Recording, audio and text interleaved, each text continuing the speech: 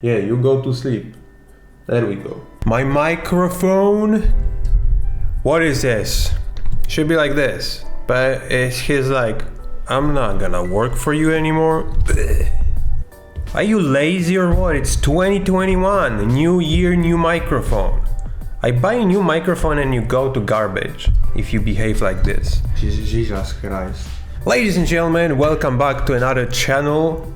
Another video on this channel. We are doing a track breakdown. So this is a track I made recently. I want to break down this track and show you how I made this. So there's a lot of cool tricks and techniques that I've used in this song that I think are super useful, super cool, super interesting. And I want to show you all of them, how I made them, how did I use them, and how you can use them yourself, how you can make this type of job yourself. I think there's a lot of valuable information in this track for you guys. Okay, so there we go, the playback.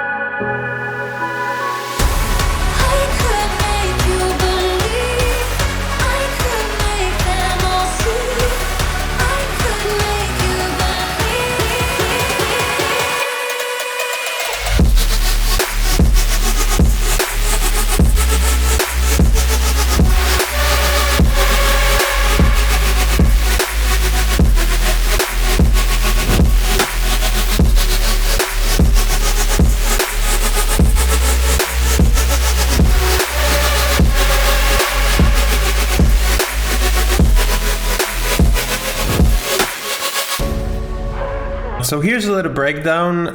Basically consists of the same things as in the intro, the piano, like in the verse actually, the piano, all the other things, and then it goes straight into the build up then.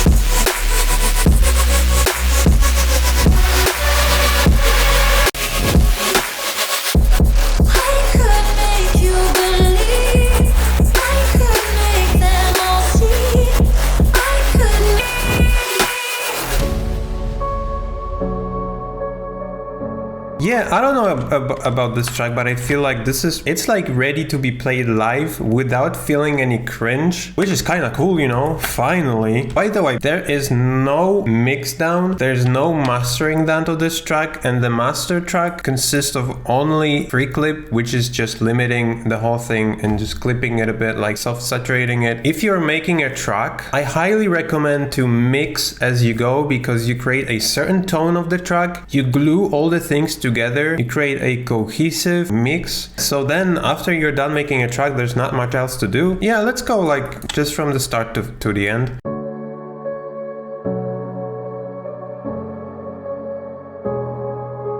So the whole chord progression may look a little bit complex, but really it's pretty simple. If you want to make really good sounding progressions, you gotta do what's called inversions. So in this case, we have a root note chord progression that goes D, B, F sharp, E. So then you might want to start from building this is a major scale. You might want to start from building a major scale. So we add a third note and a fifth, and this way we got a D major chord.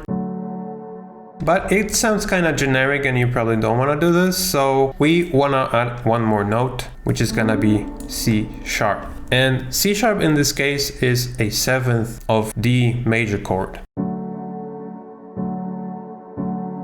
But this is still being a generic chord, so what you want to do is you want to grab the third and seventh and you just want to put it up, right? So now you get this.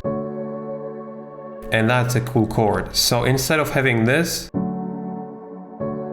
we get this, and that's cool. So do this to all of the chords. Also on the top, as you can see, And that's the melody. You know, it's good for intro, but then you want to add like some extra elements. So we have the main melody, and now I'm gonna add a what's called a counter melody.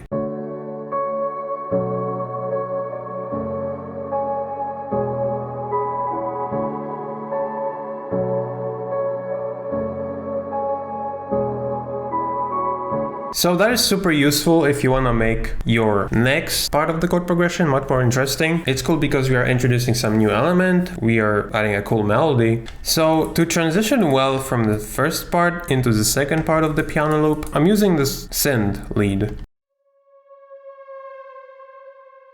In this place, I'm doubling the melody.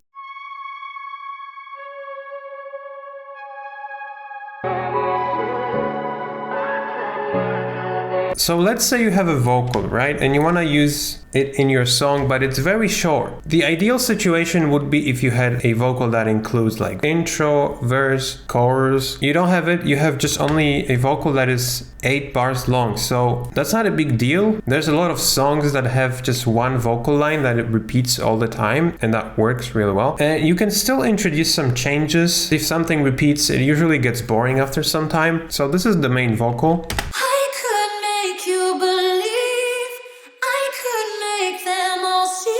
I wanted to put this vocal in here because I felt like it needed a vocal, like it needed some new element, because otherwise it wouldn't just flow as good as it does now. So if you want to put something in the background, there's a couple of ways you can do this. You can add reverb with a lot of dry wet percentage, or you can limit frequencies. I'm doing both of the things because I find that both in this case work pretty well. So without any effects, right, so on each track of them I add OCS 45, which is a cassette simulation. It makes your sound more lo-fi, and on the whole group I'm putting a little bit of the reverb.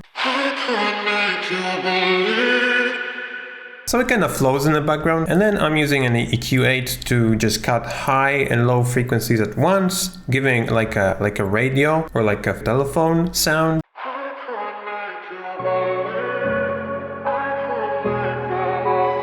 Right, so we are just teasing the vocal, we don't want to add the full vocal yet. For the transition, we do a couple of things. So if you want to make a really beefy build-up, really high energy build-up, and transition the song from the verse to the drop, that also hits hard very well. Before the build-up, you can use a white noise. Another sweep up. And when the build-up starts, you want to do a couple of things. Of course, it depends on the build-up, but in this case, an impact.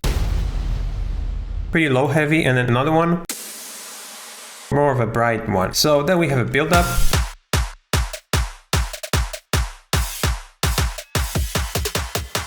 and then we have a riser, and we have another riser. So for the riser part, what I like to do is to have two types of risers. One is a bright one, more like a white noise one, and another one is more like a tonal one. So they both together. Before the drop, you may want to add a fill. I have this little snare roll that also is being layered with this one. So this is a riser I made one day.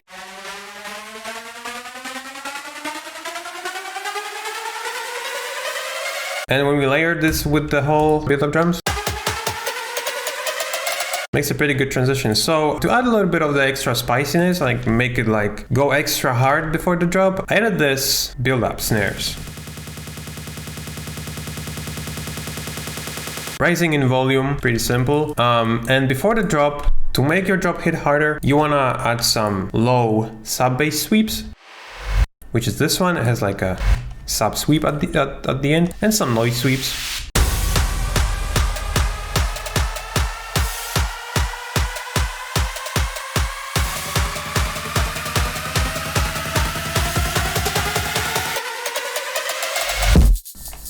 Hell yeah. So of course the vocal is doing a lot of job here because it's really high energy.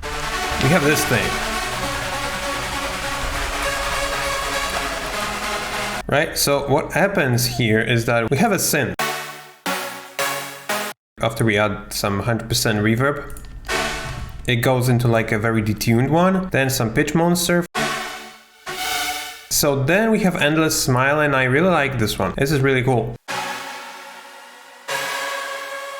It just fades the whole thing out and like super cool. Arpeggiator to just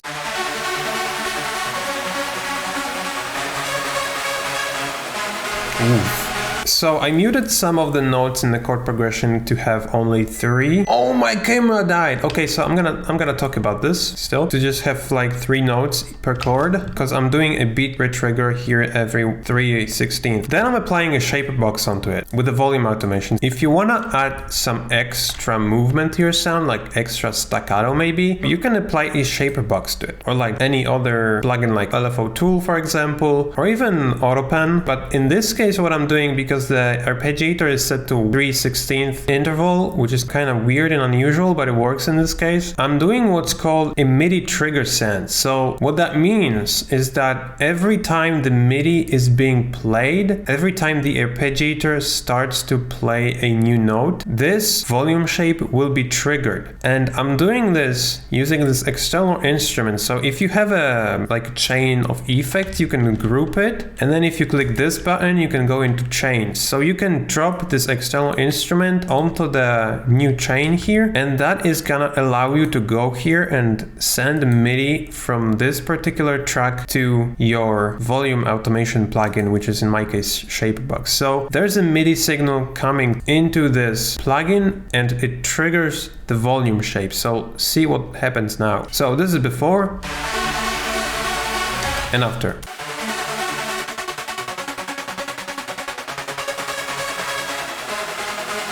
Right, so I wanted to add just a little bit of the movement, so I put the mix onto 33%, but you can add more if you want to.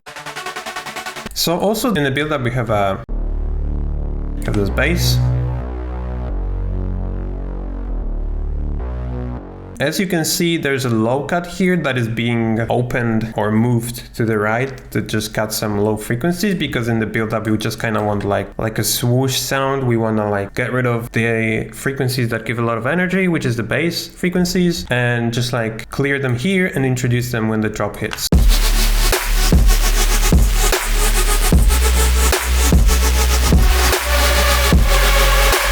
Okay, I'm gonna go through the layers and then how I made them. There's a lead layer. There's a white noise layer, bass layer, and a sub bass layer. Right, and then also in the second part we have this. And this. Like a riser also along with this one. Also, this thing is playing.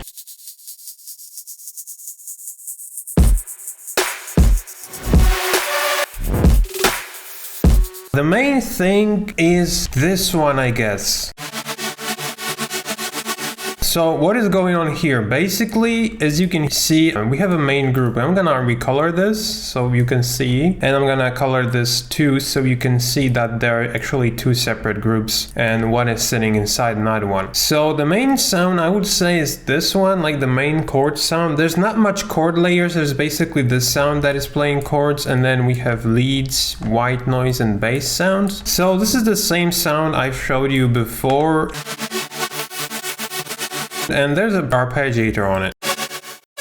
It is playing a certain rhythm, as you can hear, and this is a shaper box what does a rhythm. So if you want to make your drop much more alive, you might want to apply something like a volume automation on the whole group. So this volume automation is done with a shaper box. It is being applied on a whole group, which sounds like this without any shaper box.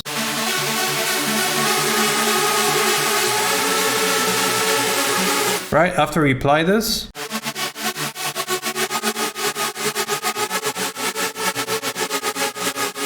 it makes the whole thing much more alive, basically. That's basically what creates the whole rhythm, and it is being applied to the chords, the leads, and not to the bass. The bass is just this.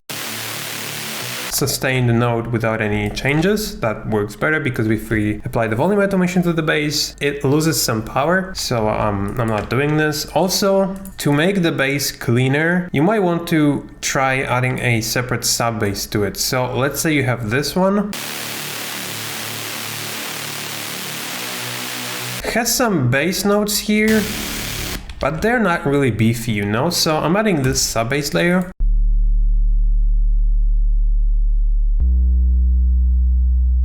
And I'm making sure that every frequency below 117 Hz is being mono, because what I did to this preset in Serum, I made it wide, and you don't want to have your sub bass wide. Just a sub bass, some distortion, another sub bass layer. So now, a really interesting thing that I discovered recently, and that just kind of like super good working. Let's say you have chords, right? You have this thing in your drop. And it sounds kind of cool, it sounds pretty beefy, but if you want to spice up your drop, make it move much better, make it flow much better, make it sound fuller, you might want to include a white noise, right? So we have just the white noise that is being generated by the analog synth. Some EQ to just cut the low end. And then we are applying a volume automation onto this. And that's pretty cool already, right? But when we add a filter that has like 69 resonance, hell yeah, that's why it works so good. When we add a filter with a cutoff automation, it's gonna sound like there's a pitch automation because the filter goes up and down. Here, check this out.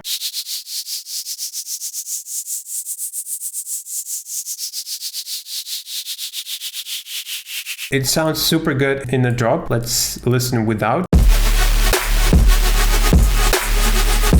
And with.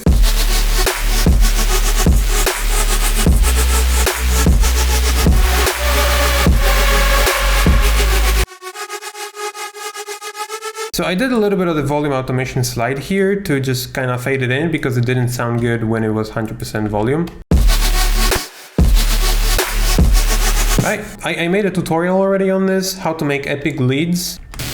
So the bass is actually a chord preset, which is like detuned to saw waves with a bright noise, white noise. So this thing probably is pretty interesting, right? How the hell did that work? Arpeggiator, again, the same thing, the same chords, but we are using a basic shapes with a little bit of the sync.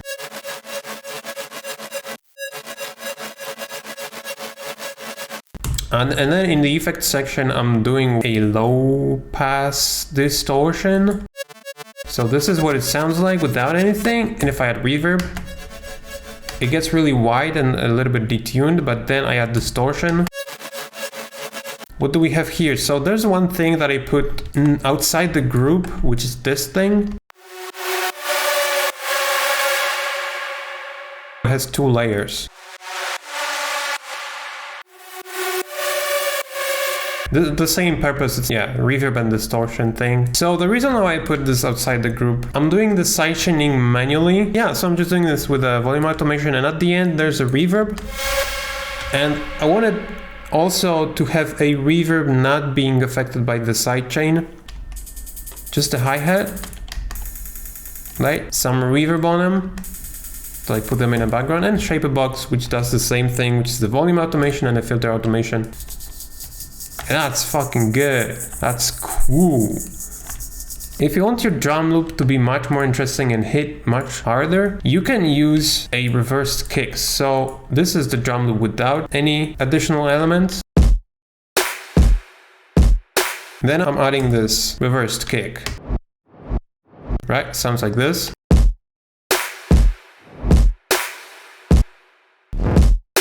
But this one has a couple of kicks that are playing after another. So you can take a kick, you can just like duplicate it, make it really quick, and then make the velocity go up and put it before the kick. To accentuate the snare, we have this thing and this percussion, and then white noise for better transition. So let's see what.